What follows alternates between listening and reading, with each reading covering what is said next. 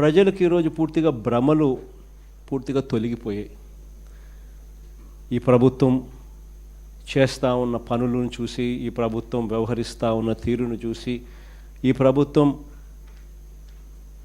ఏమాత్రం కళ్ళార్పకుండా ఆడుతూ ఉన్న అబద్ధాలను చూసి, ఏమాత్రం జంకు బొంకు కూడా తెలియకుండా లేకుండా పొడుస్తూ ఉన్న వెన్నుపోట్లను చూసి ప్రజలకు పూర్తిగా భ్రమలు అనేవి తొలగిపోయాయి. ఈరోజు నిజంగా వ్యవస్థలన్నీ కూడా పూర్తిగా నిర్వీర్యమైపోయిన పరిస్థితులు కనిపిస్తూ ఉన్నాయి. ఎక్కడ చూసినా అరాచకమే, ఎక్కడ చూసినా అవినీతి కనిపిస్తూ ఉన్న పరిస్థితులు. ఏది ముట్టుకున్నా కూడా అసలు రాష్ట్ర ప్రభుత్వం ఎందుకు ఉంది, ఎలా పనిచేస్తూ ఉంది అని చెప్పి ఒకసారి ఒక సామాన్యుడిగా ఒకసారి ఆలోచన చేస్తే అసలు ఈ రాష్ట్ర ప్రభుత్వానికి పాలన మీద ధ్యాస లేదు. కేవలం ఈరోజు వీళ్ళ దృష్టిలో పాలన అన్నది ఎందుకు అంటే ఈరోజు ఎంత ఆదాయము,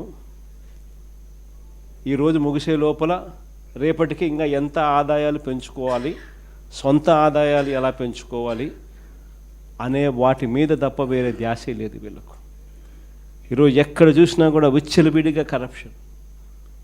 రాష్ట్రానికి సంబంధించిన ఆదాయాలు తగ్గుతూ ఉన్నాయి, రాష్ట్రానికి రావాల్సిన ఆదాయాలు తగ్గుతూ ఉన్నాయి.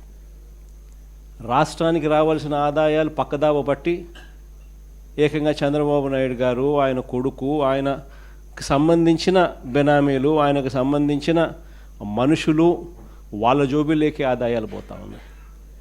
దోచుకో పంచుకో తినుకో అన్నది ప్రస్ఫుటంగా కూడా కనిపిస్తూ ఉంది. ఏది చూసినా కూడా దోపిడీయే. ఇసుక దగ్గర నుంచి మొదలు పెడితే రాష్ట్రానికి సంబంధించిన ఆదాయాలు తగ్గుతూ ఉన్నాయి. మరోవైపు ఇసుక చూస్తే మన హయాంలో కన్నా రెండింతలు ఎక్కువ రేటుకు అమ్ముడుపోతూ ఉంది. రాష్ట్రానికి సంబంధించిన ఖజానాకు రావాల్సిన డబ్బులు పోతూ ఉన్నాయి.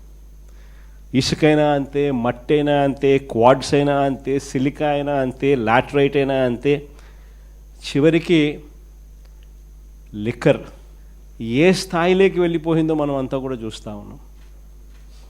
విచ్చలవిడిగా ఈరోజు మాఫియా కనపడతా ఉంది. ప్రతి నియోజకవర్గంలోనూ ప్యాకెట్ క్లబ్బులు కనిపిస్తూ ఉన్నాయి. ఎక్కడ పడితే అక్కడ ₹10, పావులాకు, రూపాయికి భూములను పంచిపెడతా ఉన్నారు తమకు సంబంధించిన వాళ్ళకు. పవర్ పర్చేస్ అగ్రిమెంట్స్ మన హయాంలో ₹2.49 మనం పవర్ పర్చేస్ అగ్రిమెంట్లు మనం చేస్తే ప్రజలకు మంచి జరగాలి, రైతులకు మంచి జరగాలి, మరో 30 సంవత్సరాలు రాష్ట్ర ప్రభుత్వం మీద భారం పడకూడదని మనం చేస్తే నానా యాగి చేసిన వీళ్ళు ఈరోజు ₹4.60 ఈరోజు పవర్ పర్చేస్ అగ్రిమెంట్స్ పీపీఎల్ చేసుకుంటా ఉన్నారు. అసలు లిక్కర్ అనేది ఏ స్థాయిలోకి తీసుకొని పోయినారు అని అంటే, లిక్కర్ అనేది మన పార్టీ హయాంలో ఎక్కడ కూడా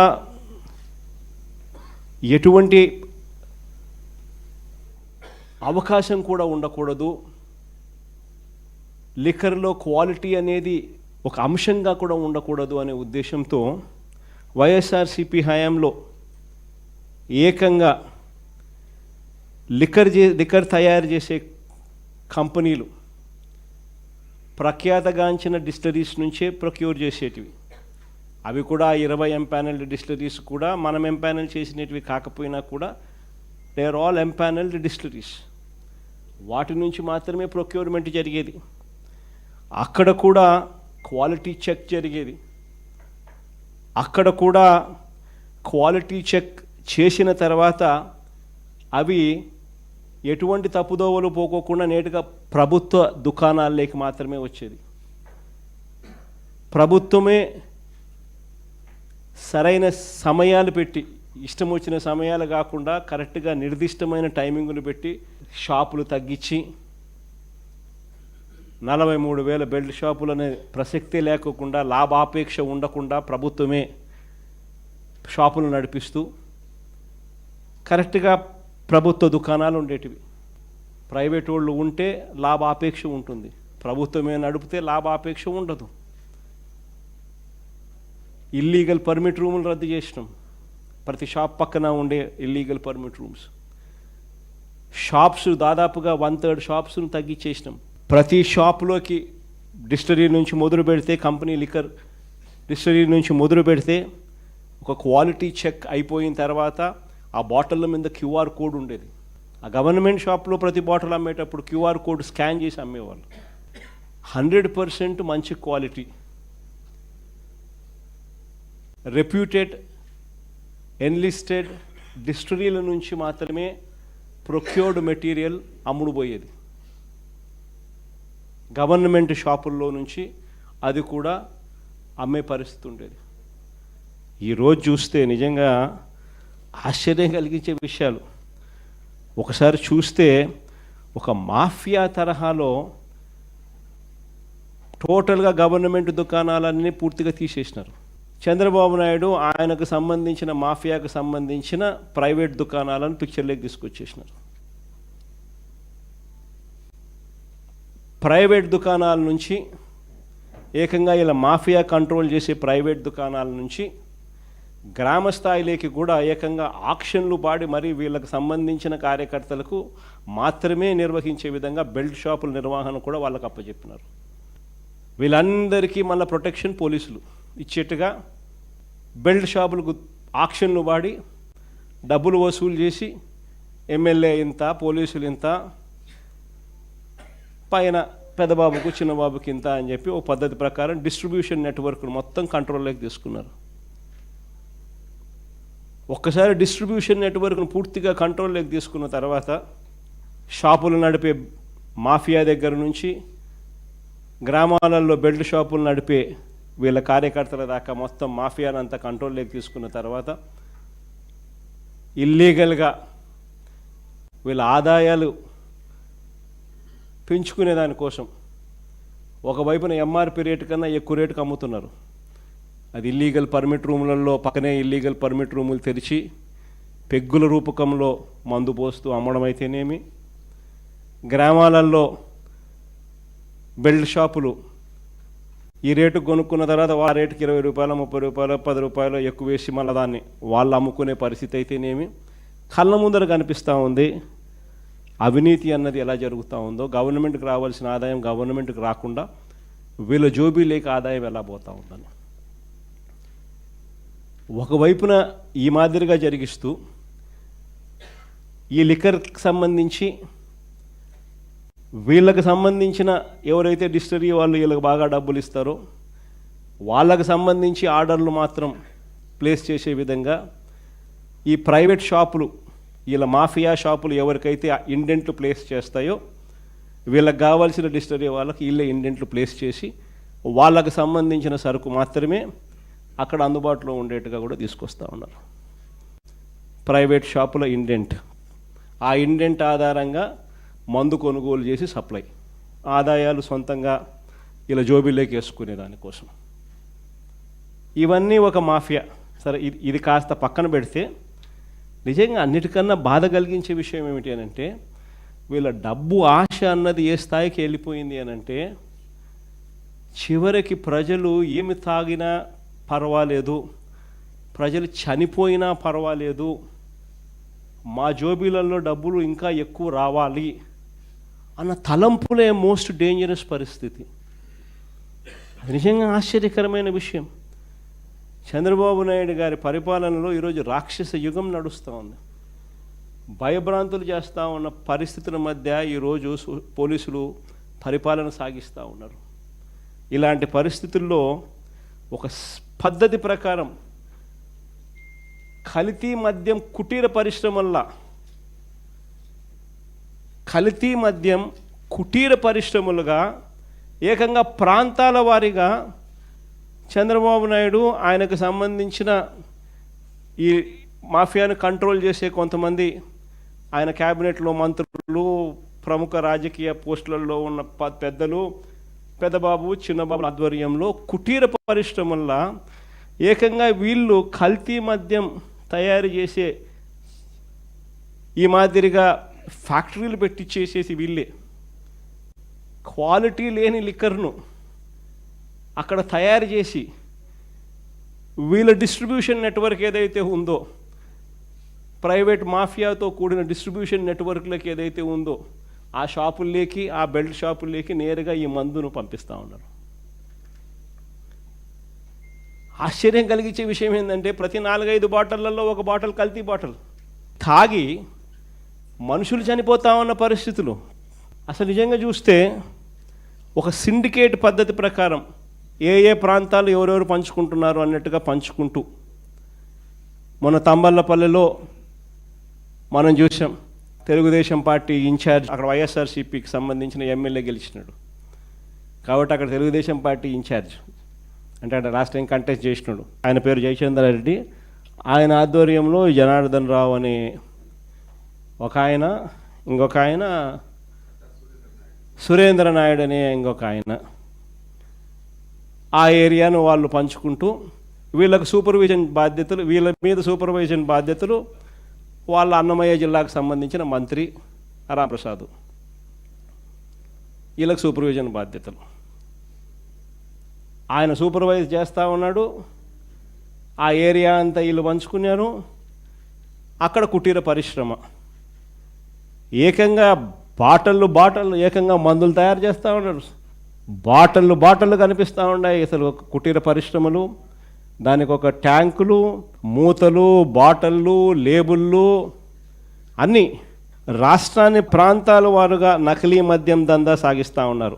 అదో ఆయన సురేంద్ర నాయుడు, మంత్రి నారా లోకేష్తో కట్టా సురేంద్ర నాయుడు, లోకేష్ అబ్బా కొడుకు కంటెస్ట్ చేసిన క్యాండిడేట్ తమ్మలపల్లిలో, చంద్రబాబుతో ఈ జనార్దన్ రావు, ఈయన ఆయన జయచంద్రారెడ్డి, ఆ సురేంద్ర నాయుడు, వీళ్ళంతా పార్ట్నర్స్. బీఫామ్ ఇస్తాడు చంద్రబాబు నాయుడు, బాగా కంటెస్ట్ చేయనైనా నువ్వు, ఇంకా ఎమ్మెల్యే అయ్యి ఇంకా అంత రకరకాలుగా ప్రజలను ఇంకా హింసించు అని చెప్పి ఏకంగా బీఫాము. తర్వాత ఆయన మంత్రి సూపర్విజన్, ఆయన రాంప్రసాద్ రెడ్డి, ఆయన మంత్రి. ఆయన ఈ బాధ్యతలన్నీ కూడా కలెక్ట్ చేయడము, ఇవన్నీ ప్రాపర్గా జరిగించడము, డబ్బులు కలెక్ట్ చేసి చిన్నబాబుకింత పెద్దబాబుకింత డిస్ట్రిబ్యూషను, ఆయన ఎమ్మెల్యే క్యాండిడేట్కి ఇంత. ఆ డిస్ట్రిబ్యూట్ చేసిన నెట్వర్క్లో ఆ మాఫియా సామ్రాజ్యానికి బెల్ట్ షాపులు నడుపుతూ ఉన్న మిగతా తెలుగుదేశం పార్టీ వాళ్లకు అందరికీ తలా ఇంత పంపకాలలో ఏకంగా మంత్రి దగ్గరుండి చేయించడం. ఆ సామ్రాజ్యం అక్కడి నుంచి విస్తరిస్తే నెక్స్ట్ సామ్రాజ్యం ఆ ఏరియా నుంచి కొంచెం ముందుకు పోతే కృష్ణా గుంటూరు జిల్లా, ఈ సామ్రాజ్యానికి నెక్స్ట్ విస్తరించడం. ఇక్కడ చూస్తే ఇబ్రహీంపట్నంలో ఏకంగా ఒక చోట కాదు 2 చోట్ల భారీగా, ఇబ్రహీంపట్నంలో 2 చోట్ల పెద్ద ఎత్తున పట్టుబడ్డ బాటిళ్ళు, తయారీ యూనిట్లు. ఇబ్రహీంపట్నం ఇది 2 చోట్ల.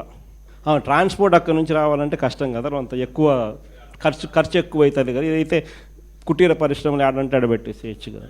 ఏకంగా చూస్తే ఆడ వీళ్ళే బాటిళ్ళు, వీళ్ళే బ్రాండ్లు, వీళ్ళే లేబుళ్ళు, అన్నీ వీళ్ళే. లేబుళ్ళు కూడా అన్ని ప్రమాణంగా పెట్టినారు. Kerala malt, old admiral, Manjira blue, classic blue, అక్కడ ఎక్కడ చూసినా కాటన్ బాక్సులతో స్పిరిట్ నింపిన క్యాన్లు. ఈ స్పిరిట్ క్యాన్లు, ఖాళీ సీసాలు, గోడౌన్లతో పట్టుబడిన ప్యాకింగ్ యంత్రాలను చూసి ఎక్సైజ్ అధికారులే విస్తుపోయినారు. రకరకాల కుటీర పరిశ్రమల మధ్య ఇది ఎంత కూడా జరుగుతాం. ఇది ఈ ఏరియా ఏంది, కృష్ణా గుంటూరుకు సంబంధించి ఇబ్రహీంపట్నంలో జరుగుతూ ఉన్న 2వ ఏరియా. ఇది రేపల్ల. ఆ నుంచి డిస్ట్రిబ్యూషన్ సెంటర్స్ కృష్ణా ఇబ్రహీంపట్నం నుంచి రేపల్లెకు అట్లా నెక్స్ట్ విస్తరించడం. పాలకొల్లు, అది కుటీర పరిశ్రమ. చూడు ఎంత బాగుందో కుటీర పరిశ్రమ, అసలు ఏ లెవెల్లో పెట్టినారో. మిషన్లకు తోడు క్యాన్లకు తోడు స్పిరిట్లు, బాటిళ్ళు, లేబుళ్ళు, అన్ని ఫ్రాంచైజ్, నీట్గా ఫ్రాంచైజ్ పద్ధతులలో కుటీర పరిశ్రమల మాదిరి విస్తరించుకుంటూ పోతూ ఉన్నారు. ఇది పాలకొల్లులో జరిగింది. ఇది అమలాపురంలో కూడా చూడు మిషను, నీట్గా మిషన్లు, బాక్సులు, కల్తీ మద్యము, బాటిళ్ళు, లేబుళ్ళు, మూతలు, స్పిరిట్ అన్నీ ఇంక్లూడింగ్ మిషన్లు. మళ్ళీ ఎక్కడ వాళ్ళందరినీ బయట వాళ్ళందరినీ తీసేసినారనుకో, ఆ మాస్కులు తీసేస్తే అంత తెలుగుదేశం కార్యకర్తలు అని చెప్పి కనపడతారు కాబట్టి మాస్కులు మూసేయడం. నెల్లూరులో డిస్ట్రిబ్యూషన్ ఛానల్ ఆ నుంచి ఏకంగా రాయలసీమ ప్రాంతం నుంచి పక్కన చిత్తూరులో జరుగుతుంది తమ్మలపల్లి నుంచి అటు డిస్ట్రిబ్యూషన్ నెట్వర్క్ నెల్లూరుకు. అనకాపల్లి జిల్లా పర్వాడలో పట్టుబడిన నకిలీ మద్యం పరవాడలో కూడా కుటీర పరిశ్రమ. ఏకంగా ఈ పరవాడలో కుటీర పరిశ్రమకు ఈ మాదిరిగా బ్రాండ్లు కూడా సప్లై చేస్తున్నారు. చూడు ఏ లెవెల్లో బ్రాండ్ సప్లై చేయడము అని లేబుల్స్కి సంబంధించిన బండిల్స్. చూడండి చక్కగా అయిన స్పీకరు. పరవాడలో నకిలీ మద్యం తయారీలో స్పీకర్ అయ్యన్న పాత్రుడు సన్నిహితుడు రుత్తుల రాము, అక్కడ ఫ్రాంచైజీ ఓనర్. ఆ ఫ్రాంచైజీ ఓనరు దానికి వెనకలు ఉండేది ఆయన అయ్యన్న పాత్రుడు స్పీకర్.